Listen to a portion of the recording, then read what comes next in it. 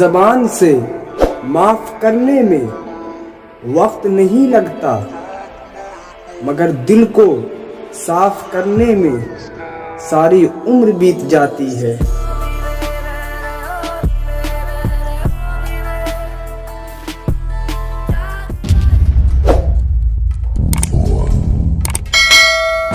ज़ाय ना कर अपने अल्फाज हर किसी के लिए, खामोश रह के तो देख तुझे समझता कौन है।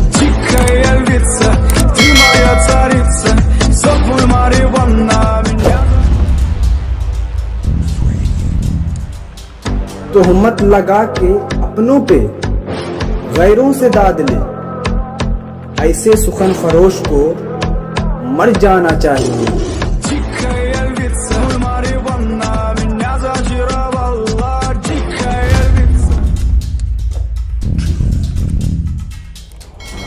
आग लगाने वालों को कहाँ खबर कि रुख हवाओं ने बदला तो खाक वो भी होंगे।